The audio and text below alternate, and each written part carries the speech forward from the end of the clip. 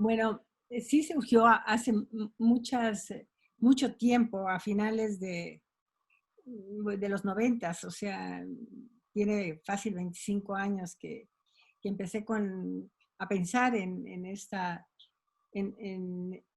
en la necesidad de que a lo mejor era mi necesidad de poder decidir el momento de tu muerte. O sea, para mí era un, creo que sigo pensando que es un derecho, aunque he matizado mucho mi pensamiento a lo largo de todos estos años, sobre todo que veía que hay tanta gente que sufre tanto, pero tanto, tanto, tanto, y un sufrimiento que no la lleva a ningún lado. También no hay, o por lo pronto yo no veía que hubiera manera de paliar ese sufrimiento, entonces era una tortura larguísima y a veces gente que ya francamente no, ya que piensa que ya vivió lo suficiente, que ya colaboró y que ya no quiere vivir, pues empecé a darle vueltas al tema y sí pensé que era algo que debíamos de tener en México, la posibilidad legal de terminar con nuestra vida si ya no queremos seguir viviendo.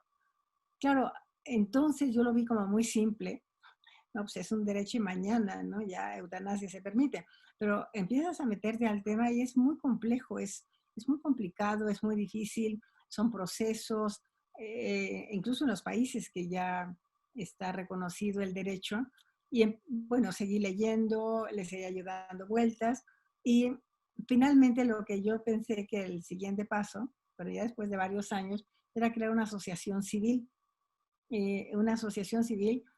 que promoviera ese derecho a morir con dignidad.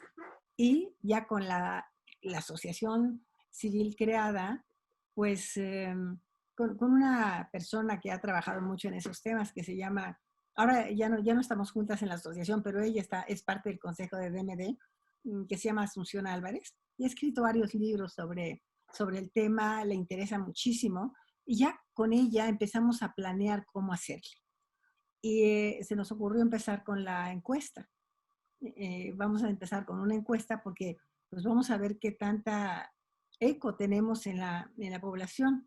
Y diseñamos un cuestionario que también, pues todo esto ya ves que llega a tiempo, lo probamos y demás, y pues sí contratamos una casa encuestadora para hacer la encuesta que fuera a nivel nacional. ¿Cuándo fue eso, más o menos? Esto fue ya en el 2009. No fue más adelante, perdón, fue más adelante, ya en este siglo. Es una encuesta que no lleva tantos años. Nos llevó tiempo planearla, nos llevó tiempo echarnos a caminar, pero la encuesta yo creo fue en el 2016. O sea, ya es reciente. Antes hicimos como intentos, hicimos grupos de focus para ver qué preguntas hacíamos. O sea que es increíble ahora que lo dices, cuánto tiempo llevan pensar en estas cosas. Bueno, finalmente hicimos esta encuesta a nivel nacional y fue muy sorprendente porque el 70 y tantos% de la población, que serían como el 76, estaba a favor o está a favor de la eutanasia y del suicidio asistido, contra todas las expectativas. Bueno, yo la verdad no tenía como una expectativa muy clara, pero me sorprendió y a todos nos sorprendió que México supuestamente es un país católico, es conservador. Bueno, ¿cómo es que las personas estaban a favor de la legalización de la eutanasia? Pues sí, sí, y eso venía, claro, hay muchas diferencias dentro del país. En México es mucho más, en la Ciudad de México es mucho más alta la respuesta afirmativa y en el sureste es mucho más baja. Ese es un promedio nacional.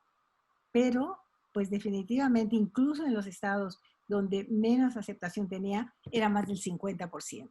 O sea que de verdad fue una encuesta muy reveladora y es una encuesta que se sigue usando, no hay otra a nivel nacional. Entonces son los datos que citan, eh, que es el 70%, y son los argumentos también para legal, para apoyar alguna propuesta, una iniciativa legal para legalizar la eutanasia. Pero a lo largo de estos años y de varias actividades que hemos venido realizando, como que yo he visto que hay otras cosas. O sea, sigo pensando que la legalización de la eutanasia y del suicidio médicamente asistido es algo en lo que, bueno, yo sí avalaría esto, pero si no hay un desarrollo de los cuidados paliativos eh, paralelo, no creo que deba darse. Yo siento que la necesidad de que las personas que están y que todos vamos a estar en etapas terminales puedan hacerlo sin sufrir, sin dolor, con un buen trato, es básico. Entonces sí fue un cambio mío por lo que fui viendo, por concursos que hicimos, por pláticas, y bueno, los cuidados paliativos, y ahora con esto de la pandemia es todavía más claro, ¿no? Pues sí, como que he ido evolucionando y sigo evolucionando y yendo más allá de la mera legalización de dos prácticas, porque ahorita las dos están penadas por ley. Eh, Creo que la pena eh, por cometer eutanasia son 12 años de cárcel y asistir a un suicidio son 6, me parece. Pues todavía está penada por ley. Yo creo que en la práctica se hace mucho, porque en esta misma encuesta preguntamos si habían visto alguna persona cometer eutanasia y el 12% contestó que sí, que habían visto algún médico practicar la eutanasia. Fíjate, es el 12% de la población, porque es una encuesta representativa. O sea, seguramente en la práctica hay muchos médicos lo hacen, pues por compasión también y porque no hay otros recursos. Tenemos la historia de un médico, por ejemplo, que vivía en un pueblo muy pequeñito, que decía que antes él podía ayudar a morir a las personas sin problema, cuando ya no había recursos, porque no tenían medicamentos, porque no tenían analgésicos, pero que ahora ya no, porque como está ya tan visible el tema, pues lo pueden acusar después. Entonces hasta ha traído este tipo de problemas que luego no los esperan. Pero yo creo que la etapa terminal o final de la vida necesita un replanteamiento. Y creo que se ha hecho como muy evidente con lo que ha estado pasando ahora en los hospitales, que bueno, todos lo hemos visto, que la gente muere sin poderse despedir de sus familiares, mueren solas, no los vuelven a ver, a veces entran y salen en cenizas o salen en una bolsa porque ya se murieron. Entonces, eh, yo creo que hay eso de que a mí me parece que lo resume. Yo veo que cuando naces te reciben muy bien, el mundo te recibe muy bien, te hacen tus chambritas, teje tu abuelita, te preparan un cuarto muy bonito, todo el mundo anda feliz. Y cuando mueres, no. O sea, la despedida de la vida, yo no creo que tenga que ser tan fea como es, ¿no? Muchas veces, ahí mismo algunos médicos que hemos entrevistado decían que hay este síndrome del viejismo. O sea, las personas viejas ya luego no quieren ni atenderlas. Y ha pasado ahora. No sé si tuviste que había como esta idea de que si faltaban respiradores a los viejos no había que dárselos. Que digo, bueno, qué curioso, ¿verdad? Yo ya me ubico obviamente dentro de esa categoría y digo, bueno, no podemos optar por la eutanasia porque no es legal, pero sí me pueden pedir que me muera en aras de otras personas. Bueno, a lo mejor lo haría, claro, pero así como forzado. O sea, muchos temas que empezaron a surgir, que han empezado a surgir en esta pandemia, esta frialdad a la muerte, el miedo que los mexicanos curiosamente le tenemos a la muerte, porque celebramos el Día de Muertos. Bueno, son unas fiestas preciosas que todo el mundo conoce. Lo que es más, tuvimos un congreso hace 2 años, vinieron de fuera, me pidieron que lo haga ahora internacional porque quieren volver a ver las fiestas de muertos. Les gustaron tanto que lo quieren hacer otra vez aquí. No, iba a ser este año, ya no se pudo pues por razones obvias, pero lo quieren hacer el año entrante para volver a vivir las fiestas de muertos. Y ellos tienen la idea o tenían de que porque nosotros celebramos la muerte, pues no le tenemos miedo a la muerte y somos como amigos de la muerte. Y en esta encuesta misma que hicimos, nadie habla de la muerte. O sea, les preguntamos, ¿cuántas veces piensa o habla con la muerte, habla de la muerte con alguien? Poquísimas gentes hablan de la muerte. Vamos, ni con los médicos, ni tampoco con los sacerdotes. La muerte es como un tabú. Le tenemos un miedo horroroso y entonces hace que ni siquiera te preparas y nadie quiere, si está muriendo la abuelita, mejor ni le dicen que tiene un cáncer para que nadie se asuste. Y creo que hay como este movimiento en todos lados, ya esto desde antes de la pandemia, en que tenemos que hablar más de la muerte y no sé qué tan viable es eso, y tener otro acercamiento, otra manera de morir, como yo lo veo como con más, eh, ¿cómo será? Como con más compasión, en el buen sentido, con más misericordia. No puedo más que encontrar palabras religiosas, pero en inglés sería kindness, como que sea amable el morir, que el espacio sea amable. Entonces, te digo, ahorita como con la asociación, me gustaría sí trabajar, sí todavía para la legalización de la eutanasia, pero sobre todo para los cuidados paliativos y para cambiar la actitud ante la muerte, para que realmente sea una muerte digna. Porque creo que hay mucha gente que equipara la muerte digna con la eutanasia. Lo que es más cuando nosotros trabajamos para incorporar en la Constitución, la nueva de la Ciudad de México, la palabra muerte digna. Y todo el mundo pensó que se había legalizado la eutanasia, porque lo ven como equivalente y no. Una muerte digna creo que sí puede tener como la opción de la eutanasia, pero no se reduce a eso. Se reduce a poder. Bueno, somos de los países que menos, teniendo tantas drogas aquí, faltan analgésicos poderosos para cuando la gente está sufriendo. Morfina, no hay morfina y la morfina es muy barata. Entonces tú ves gente sufriendo horrible porque no hay morfina. Y también preguntamos a los doctores y muchos son curiosas las respuestas, pero pues unos dicen no porque no es legal el uso de la morfina. O sea, hay como muchos tabúes, o no porque se vuelve adicto, pero si va a vivir un mes, ya ni, obvio, ni tiempo te da de volverte adicto. Pero también en eso pensamos que hay como áreas como de trabajo importante para que la gente no muera con tanto dolor.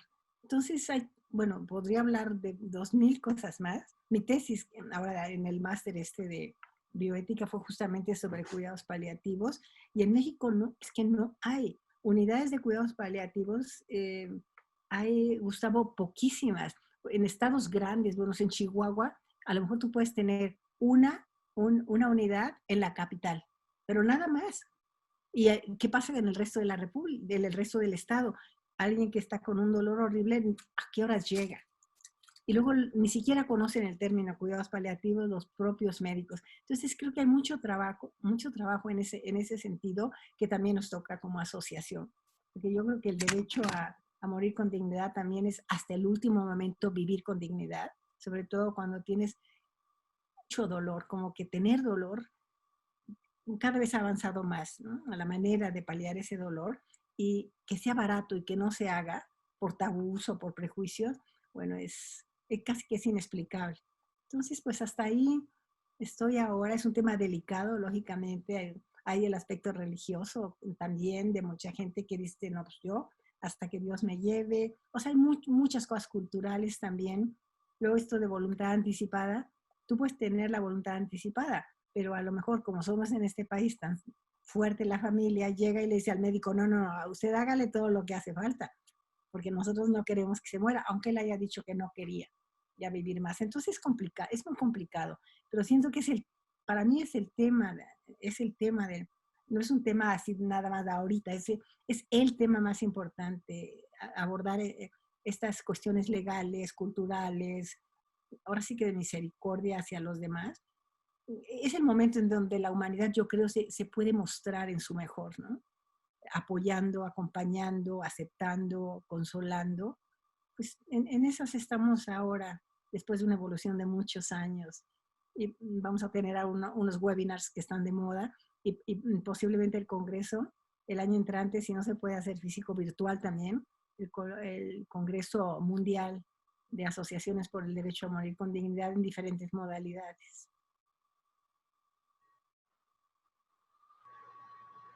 De alguna forma has ido abordando algunas de las preguntas que te quiero hacer y algunas, digamos, va a ir directamente a los conceptos que hay detrás. La parte, digamos, de cambio institucional, pues está asociada en primer lugar a posibles reformas legales, que de alguna forma u otra, pues, yo creo que se tienen que ir dando en México.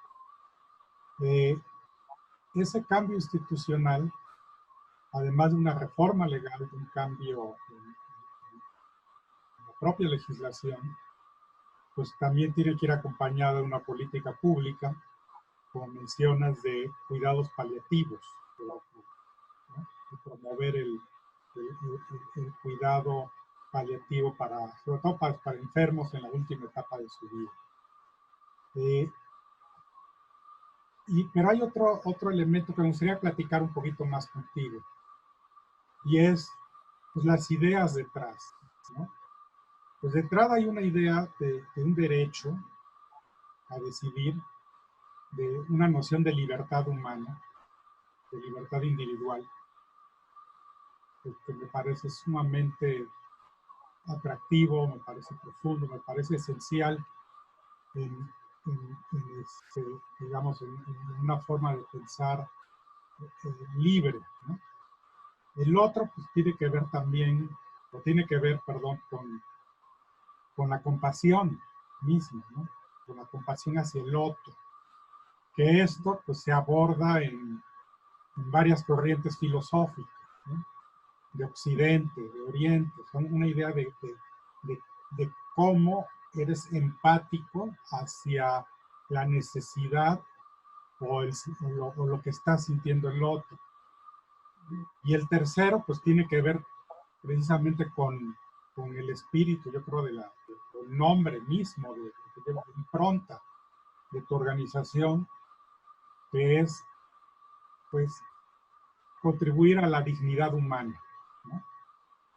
Y pues la dignidad humana es algo que se va fortaleciendo, que se procura desde el nacimiento pues hasta la muerte de las personas, ¿no? Ya después, ¿no? Ir trabajando en la dignidad de esa persona. ¿Qué me puedes decir digo, eso es lo que yo estoy viendo? ¿Tú qué me puedes decir de las ideas detrás que las han llevado ustedes? No solamente esa parte pragmática de cambio institucional, sino también estas nociones que me has ido platicando. Estaba pensando en la primera, en la idea de tu libertad o tu derecho. También he estado pensando más sobre eso. Yo al principio, o hace años, te hubiera dicho, no sé si tenga que ver con mi cambio de edad o con lo que he ido viendo o con todo, ¿verdad? Pero yo hubiera dicho, pues sí, yo voy a decidir sobre mí, sobre mi cuerpo, sobre todo, sobre mi vida. No elegí nacer, bueno, sí voy a elegir morirme, como una especie de avance en tu evolución como persona, en tu desarrollo personal. Pero últimamente he estado pensando que también pues te debes a otros, ¿no? Está tu familia, por ejemplo, tus amigos. Formas parte de una comunidad. Y yo tengo varios conocidos que se han quitado la vida sin decir ni agua. Al momento siguiente aparecen ahí muertos, ¿no? Entonces, esa es pregunta. No tengo como una respuesta, pero eso ni siquiera me lo había planteado antes. Si no es un tema que debas hablar realmente con tus hijos, por ejemplo, con tu pareja, con tus amigos. O sea, oigan, como que no eres tú solo. O sea, si es, no, estoy en debate interno, que todavía no sé, pero antes no hubiera ni siquiera contemplado esta otra parte, decir, bueno, oigan, yo decía, no, a nadie le digo, y si yo quiero morir, me muero. Pero ahorita ya no sé, pienso que lo comentaría y les trataría de explicar mis motivaciones y que fuera, me contaron de una persona hace poco que había sido así, consensado con sus hijos, tenía un cáncer terminal también, ella en su caso, y decidió que ya no quería vivir más, era mucho sufrimiento, no tenía futuro, y lo habló con sus hijos y hicieron una celebración, y con sus familias y algunos amigos, hicieron una celebración. Y se quitó la vida de esa persona. Ahí estoy pensando que tal vez esa es una mejor opción cuando no tomas una decisión tan unilateral que dejas a las personas sin hablar. Entonces, no sé, eso de la libertad personal, hasta qué momento, hasta cuánto te debes al grupo al que pertenecen, a tus hijos, no sé, todavía no estoy segura. Esa sería una de tus preguntas. La otra, que sería la de la compasión también, es como muy budista, ¿verdad? También existe en el catolicismo, sin duda. Es una pero luego lo del catolicismo ya está como muy pervertido, no sé por qué. La gente dice, ay, sí, eres muy católica, pero siguen siendo virtudes importantísimas. No, no son peyorativos. Tener compasión de alguien es porque está sufriendo, porque no quieres que sufra. O sea, no, compasión lo ves como que, ay, sí, porque hay pobre del otro, ¿no? Pero no, yo siento que es una virtud muy activa y compadecerte del otro y acompañarlo y estar con esa persona que va con la solidaridad humana me parece importantísimo. Entonces, la gente que está sufriendo tanto, y hay mucha gente que muere sufriendo mucho, muchísimo. Tenemos varios testimonios de gente que es un peregrinar de doctor en doctor en doctor, no les dicen exactamente qué pasa, son dolores horribles y le dicen, pues así va a ser. Cosas así de una falta de compasión absoluta. Hay otros casos, claro, ¿no? Pero también hay muchos casos en que la compasión no existe. Y el respeto por el otro. Los ancianos, pues es cierto, no son bien tratados. Hay este viejismo. Porque en este doctor que te platico, estaba diciendo que, bueno, que alguien decía, no, estamos en la pandemia y entonces yo a una persona más de 80 años no, porque los respiradores no nos van a alcanzar, no sé qué. Y dice que le dijo, oye, no te hagas, desde antes cualquier persona que tenía ya más de 80 años, yo ni siquiera lo querías tratar. O sea, ya hay como una falta de respeto y que los ancianos no son muy respetados. Entonces eso también me parece que es algo como para ver, como tú mereces respeto como persona mayor, aparte has contribuido a tantas cosas. Has creado gente, has creado trabajos. El mundo vive por los ancianos también, de todo lo que trabajaron. Entonces, ahí me parece también que es una parte pues básica. Y la otra sería, ¿cuál decías? Las políticas públicas o cuál otra era, Gustavo, alguna otra como cuestión. Yo te hablaba más, digo, y lo abordaste ahora, del concepto de dignidad propiamente, y es De lo que dignidad, acabas de abordar. claro. No, la parte de cambio institucional, pues yo creo que esa se va a ir haciendo, se tiene que ir haciendo. Ujú, Digo, depende de muchos factores, pero me interesaba más precisamente que platicaras de esa filosofía detrás. Porque pues finalmente sí tienes el concepto de libertad, tienes el concepto de compasión, que es transversal en muchas filosofías, y tienes el aspecto de dignidad dignidad, que va en la claro. impronta.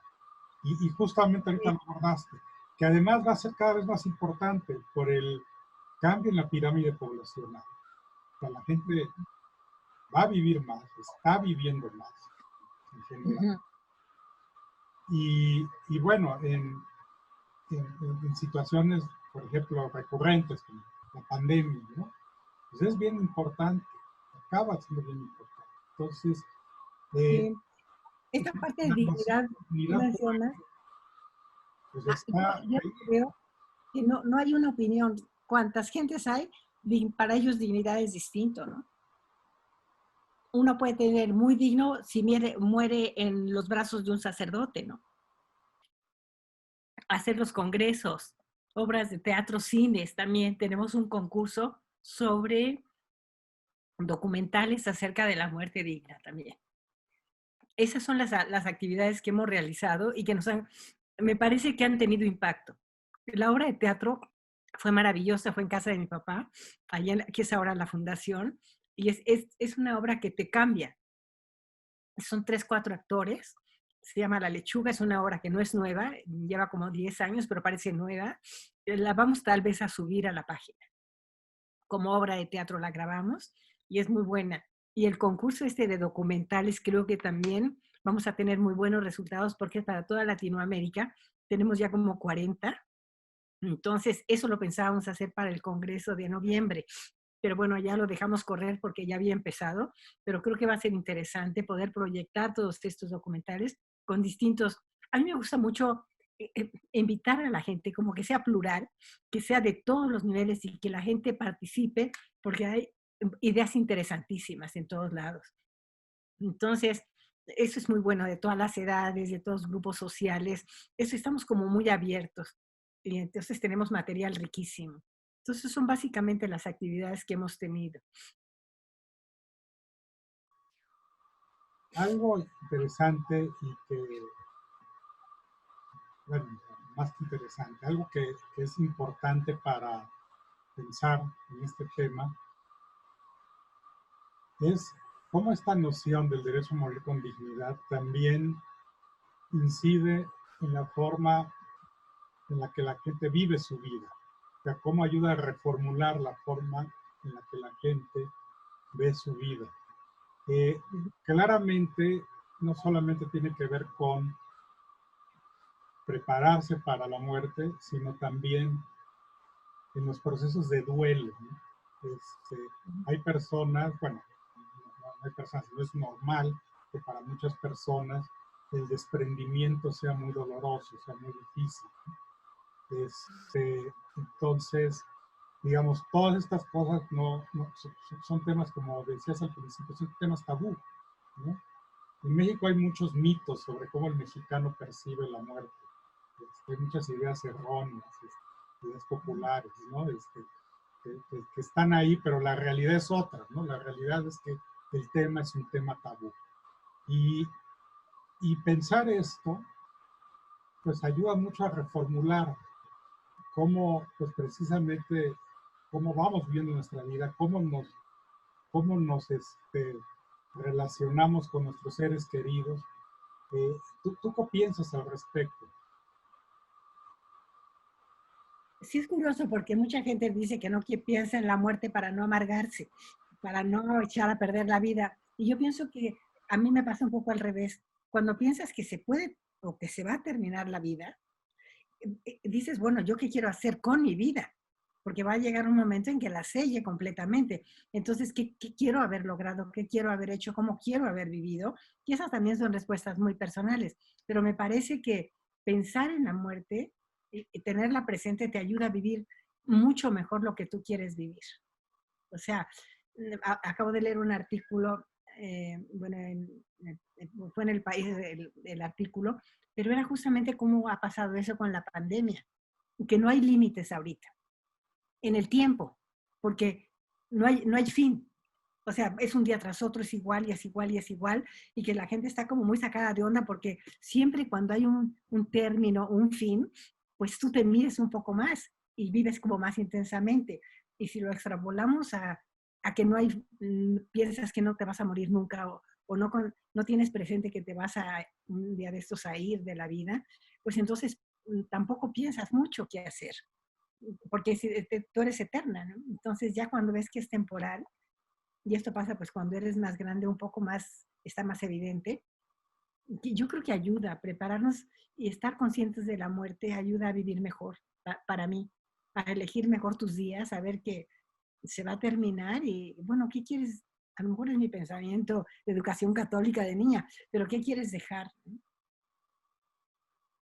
No tanto que pues no te vas a llevar nada, pero ¿qué quiero dejar? ¿Qué huella quiero dejar en este planeta ya una vez que no esté? Para algo vine, ¿no? No sé si eso responde a tu pregunta, no estoy segura. Sí responde bastante y además tocas un tema que es transversal, ¿no? Cómo transversal en todas las culturas, ¿no? Ajá. Cómo entendemos la muerte, cómo nos asociamos pues, con la idea de la muerte, ¿no? Que tampoco tenemos, es algo tan abstracto, este, cómo nos relacionamos con esa idea y mucho, yo creo que al final lo has dicho bien, si pensamos en ella, ¿qué es lo que queremos dejar? ¿Qué legado queremos dejar? Bueno, pues te agradezco mucho, yo creo que es fascinante este tema, lo digo, lo digo sinceramente y no solamente en un plano de reflexión, en un plano intelectual, sino también en un plano completamente práctico, eh, completamente de, de pensar tu vida, de pensar tus acciones, darle un sentido a las cosas y sobre todo actuar en consecuencia. Eh, y realmente te agradezco este tiempo, te agradezco mucho que hayamos podido tener este diálogo que ya teníamos como Muy anunciado. sí, año y medio que lo quería hacer y no habíamos podido hacerlo. Ahora gracias a la tecnología lo podemos hacer. Te lo agradezco mucho y te agradezco sobre todo no solo tu tiempo, sino la profundidad de todos los temas que tratamos, ¿no? Yo te agradezco a ti, de verdad, que me hayas invitado. Me encantan todos los temas, digo, son mi vida, entonces feliz de platicarlos, contenta, me encanta, me apasiona. Muchas gracias. No, pues muchas Bueno, gracias. bueno.